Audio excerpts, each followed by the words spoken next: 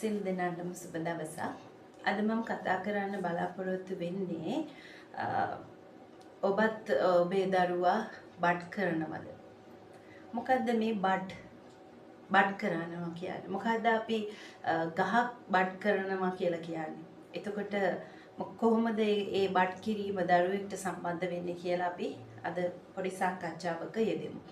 ඉතින් අපි සාමාන්‍යයෙන් හැමෝම දන්නවා අපි හැමෝම සබදහම් මාතාවගේ දරුවෝ ගස්වැල් මිනිස්සු ඒ වගේම සත්තු කියන මේ අපි හැමෝම සබදහම් මාතාවත් එක්ක ජීවත් වෙනවා. සබදහමට අනුකූලව සබදහම් ක්‍රියාවලියකට අනුකූලව ස්වාභාවිකවම අපේ ජීවන චක්‍රය ගලාගෙන යනවා.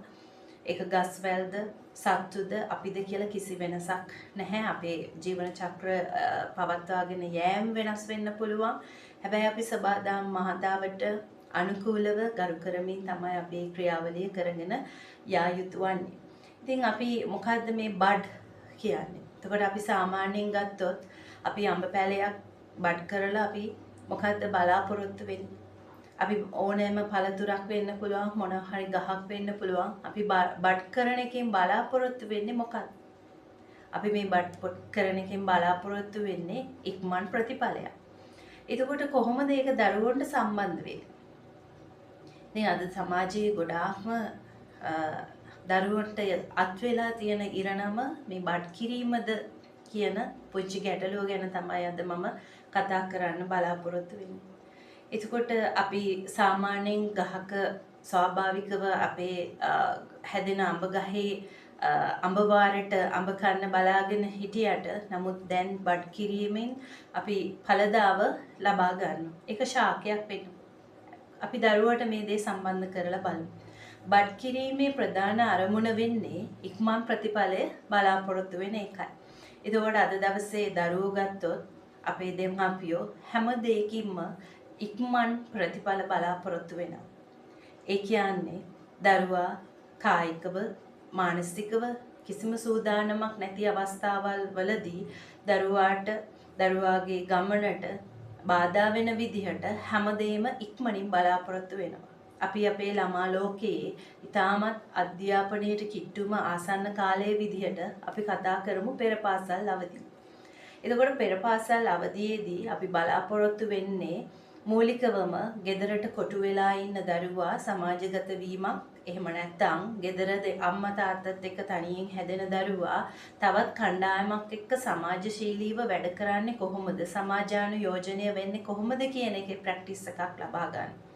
හැබැයි මේ අඹ ගහ බඩ් කරනවා වගේ දෙමාපියෝ ඉක්මන් ප්‍රතිඵල බලාපොරොත්තු වෙන නිසා අද පෙර පාසලක් තුලදී දරුවාට ඊළඟට එක වසරට යෑමට සුදුසු සිංහල අපි අපේ මව්බිම තුල ගත්තොත් සිංහල අකුරු ටික සම්පූර්ණ සිංහල හෝඩිය ලිවීමේ හැකියාව දෙනවද එහෙම නැත්නම් හැකියාව තියනවද කියලා දෙමාපියෝ පෙර පාසලක් තේරීමේදී පවා බලාපොරොත්තු වෙනවා.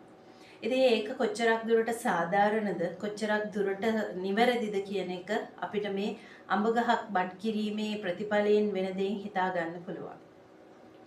ඉක්මන් ප්‍රතිඵලයක් ලැබෙන්න පුළුවන්. එතකොට දරුවන්ගෙන් 100ට එකක් විතර කිසිම ඒ දෙයින් අනතුරක් නොවි ජීවිත ගමන ඉදිරියට යන්න පුළුවන්. හැබැයි අපේ දරුවන්ගේ ස්නායු පද්ධතිය අතේ ඇඟිලි නිවැරදිව නමන්න හැකියාව නැත්නම් පැන්සල නිවැරදිව අල්ලන්න හැකියාව නැත්නම් එතකොට කොහොමද දරුවෙක් පැන්සලක් අල්ලලා අර සිංහල අකුරක් හැඩ වැඩ දාලා ඒ නිවැරදි ක්‍රමයට ඒ නිවැරදි ස්ථානයෙන් ආරම්භ කරලා නිවැරදි ක්‍රමයට ඒ හැඩය ලබා ගන්න.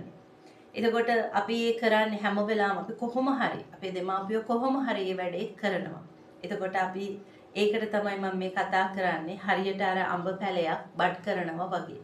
ඒක කොහොම හරි මේ වැඩේ කරලා ප්‍රතිඵලය අපි ලබා ගන්නවා වෙන්න පුළුවන්. හැබැයි අපි හිතන්නේ නැහැ එතනින් එහාට අපේ දරුවට අත්වෙන ඉරණම මොකද්ද කියලා.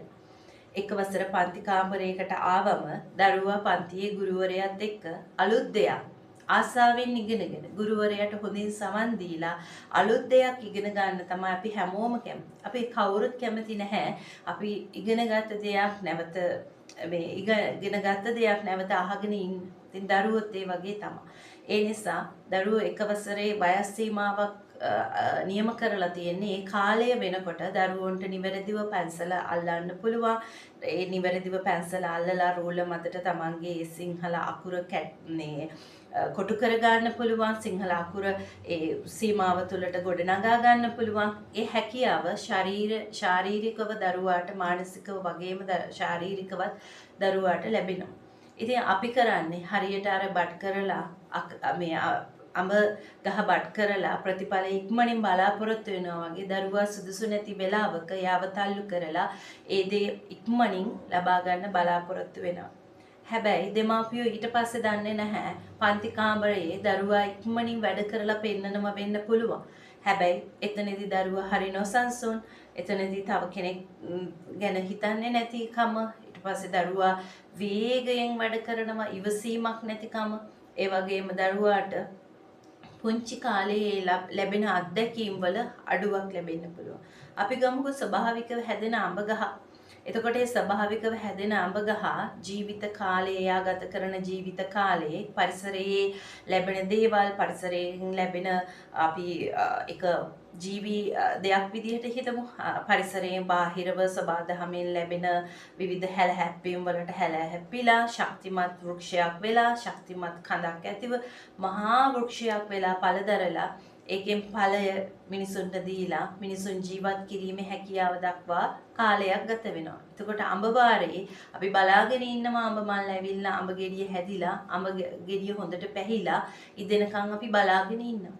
හැබැයි දරුවෝට අපි ඒ වගේ කාලයක් නොදී තමන්ගේ ජීවිතයේ විශේෂයෙන්ම ළමා කාලේ, මොකද අපි හැමෝගෙම ජීවිතේ හැම දෙයකම ආරම්භය හොඳ වුණොත් අපේ අවසානය හොඳයි. අපේ ආරම්භය නරක වුණොත් අපේ බොහෝ දුරට අවසාන ප්‍රතිඵලය නරක වෙන්න පුළුවන්. මොකද කියමනක් තියෙනවා ඉක්මනින්ම සියල්ල සපයා ගන්නා කෙනා ඉක්මනින්ම ආතතියටපත් වේ. ඉතින් අපේ දෙමාපියෝ ඉක්මනින් අඩු වයසෙන් දරුවන්ට ගොඩාක් දේ දෙන්න බලාගෙන ඉන්නවා. හැබැයි එයාගේ මනසින් එයා සංවර්ධනය වෙලා නැතුව ඇති. ශාරීරිකව සංවර්ධනය වෙලා නැතුව ඇති. ඉතින් ඒ සුදුසු නැති කාලේ බලහත්කාරකමින් මේ දේවල් දීලා ඉක්මනින් දරුවා තමන්ගේ වයස මුහුකුරා යන්න කලින් ලබා ගත්තට දරුවා මහත් තෙහෙට්ටුවකට පත් වෙන බව අපි කවුරුත් හිතන්නේ නැතුව ඇති. දෙමාපියෝ බලාපොරොත්තු වෙන්නේ ප්‍රතිඵලයේ පමණයි. හරියට අර බඩ් ගහෙන් අපි බලාපොරොත්තු වෙන්නේ ඒක කොච්චර කාලයක්ද මොකද්ද කියන එක නෙවෙයි, අපි ප්‍රතිඵලයේ විතරයි. දන්නවද ආදරණීය දෙමාපියනි, ඒ බඩ් අඹ ගහ අපිට ඵලයදාව දුන්නට ඒක බොහෝ කල් පවතින්නේ නැහැ. ඉතින් ඒ වගේ තමයි දරුවෝ කොච්චර ඉගෙන ගත්තත් ජීවිතයේ අවසානයේදී බොහෝ වැරදි තීරණ වලට එළඹෙනවා. තමන්ගේ ජීවිතය ගැන වැරදි තීරණ ගන්නවා. එතකොට ඒ හැම වැරදි තීරණයක් ගන්න අය දිහා අපි බලනකොට බොහෝ උගත් දරුවෝ. ඉතින් උගත් දරුවෙක්ට එහෙම වෙන්නේ කොහොමද? ඉතින් අපි ඒ නිසා නැවත අපේ ජීවිතවල, අපේ දරුවන්ගේ ජීවිතවල ආපස්සට හැරිලා බැලිය යුතුයි නේද? එතකොට අපිත් කරන්නේ මේ බඩ් ගහ හා සමානව දරුවා බඩ් කිරීමක් නේද? දරුවාගේ කිසිම සූදානමක් නැති අවස්ථාවල අපි ඉක්මනින් එයාට ඉක්මන් කරනවා. අපි එයාගේ ජීවිතේ ඉක්මන් කරනවා. ඉක්මන් කරලා එයාට එයාගේ ජීවිතයේ හැමදේම ඉක්මනින් ලබලා දීලා එයාව සූදානම් වෙලා එයාගේ හිතේ කැමැත්තෙන් එයාගේ මේ අත්දැකීම් ලබාගෙන එයාගේ ජීවිතේ යන්න අපි ඉඩ දෙන්නේ නැහැනේ. ජීවන කුසලතා කියන පැත්ත දරුවන්ට ලැබෙන්න ඉඩ නොදී අපි යන්ත්‍රයක් බවට පත් කරලා යන්ත්‍රානුසාරයෙන් වගේ අපි හැමදේම ඉක්මනින් ලබලා දෙනවා. දරුවත් ඉක්මනින් ලබා ගන්නවා වෙන්නත් පුළුවන්. ඒ වගේම තවත් දරුවෙක් ලබා ගන්නවා කියලා තමන්ගේ දරුවත් ඒ පස්සේ යවන කලාවකුත් අද සමාජයේ දකින්න තියෙනවා. එතනදී තමන්ගේ දරුවාගේ සංවර්ධනය ගැන පමණක් හිතන්න. දෙමාපියන්ට මතක ඇති පුංචි කාලේ මේ ලෝ එළිය දැක්කට පස්සේ දරුවගේ වර්ධන සටහන් පොතේ තියෙනවා ඒ මාසවලදී ඒ දරුවාට කරන්න පුළුවන් හැකියා මොනවාද? එයා ඒ හැකියාවල් කරේ කොයි මාසෙද කියලා ලියන්න තියෙනවා. ඉතින් ඒක අපි බලහත්කාරයෙන් කරලා ඒ සටහන පුරවන්නේ නැහැනේ. ඒ වගේ තමයි දරුවගේ ඉදිරි ජීවිතේත් අපි එහෙම හිතන්න ඕනේ. මොකද අපි අවසානයේදී දරුවා ආතතියටපත් නොකර දරුවාගේ ජීවන කුසලතාවලින් සම්පූර්ණ වූ දරුවෙක් වෙලා දරුවගේ ජීවිතය සාර්ථක කර ගැනීම තමයි අපි බලාපොරොත්තු වෙන්නේ. අපි හැමෝම අධ්‍යාපනයෙන් උපරිම ඉහළට ගිහිල්ලා අපි මොන දේ කරත් මොන රැකියාව කරත් අපි හැමෝටම ජීවිතයක් ගත කරන්න තියෙනවා. අපි හැමෝටම ජීවිතයට මුහුණ දෙන්න තියෙනවා. අපි හැමෝටම ජීවිතේ එන අභියෝගවලට ජීවිතේ ජීවත් කරගෙන අපේ මරණය දක්වා අපි ජීවිතේ ජීවත් කරගෙන යන්න තියෙනවා. එතනින් පසු පවා ඒ ජීවිතයට පවා අපි දේවල් කරගන්න ඕනේ. එතකොට ජීවන කුසලතා පැත්ත දරුවෙක්ගේ හැදෙන්නේ නැතුව ජීවිතයට මුහුණ දෙන විදිය ජීවිතයේ සාමාන්‍යයෙන් ප්‍රායෝගික පැත්ත පුහුණුවක් ලැබෙන්නේ නැතුව යන්ත්‍රානුසාරයෙන් හැදෙනවා වගේ දරුවෝ හැදුනට පස්සේ කොච්චර අපි ඉක්මනින් හැමදේම ලැබලා දුන්නත් දරුවා ඒ දේවල් ඉක්මනින් ලබාගෙන කවදා හරි දවසක ආතතියටපත් වෙලා එයාගේ ජීවිතේ එයා මහත් කනත්සලු තත්වයකටපත් වෙලා වැරදි තීරණවලට මුහු වෙන්න පුළුවන්. ඒ නිසා ආදරණීය අම්මේ තාත්තේ මම මේ අද කතා කරන මාතෘකාව මම මේ අඹ පැලයක් එක්ක සම්බන්ධ කරලා කතා කරේ පොඩ්ඩක් අපිට තේරුම් ගන්න පහසු වීම සඳහා. එතකොට අපි හැමෝම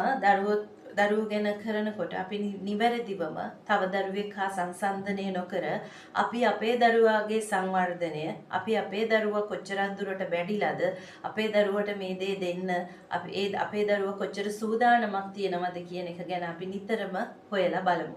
අපි අනිත් අය යන්නම් වාලේ නොයා අපේ දරුවා නිවැරදි මාර්ගයේ ගෙනියමු. මොකද අපි දෙමාපියෝ විදිහට මේ ලෝකේ අපි නැති දවසකට අපේ දරුවෝ සමාජයේ තනියෙන් කිසි කෙනෙක්ට යට මේවා නොවි කිසි කෙනෙක්ගේ අතකොළුවක් නොවි ජීවත් වෙන්නට අපේ දරුවට ජීවිතේ ළමා කාලයේ සිටම ජීවිතේ විඳ ගනිමින් ජීවිතේ ගැහැටද ඒ හැම දෙයකම මුහුණ දෙමින් තීරණ ගන්න හිතන්න හිතලා දෙයක් කරන්න ඒ හැම දෙයකම ඉඩ දෙමින් විශේෂයෙන්ම විවේකයේ කියන දේ ළමයට මේ ලබලා දෙමින් අපේ දරුවන්ගේ ජීවිතය අපි සාර්ථක ජීවිතයක් බවට පත් කරමු. දරුවා පිළිබඳව තවත් මාතෘකාවකින් ඉදිරියේදී නැවතත් හමු වෙමු.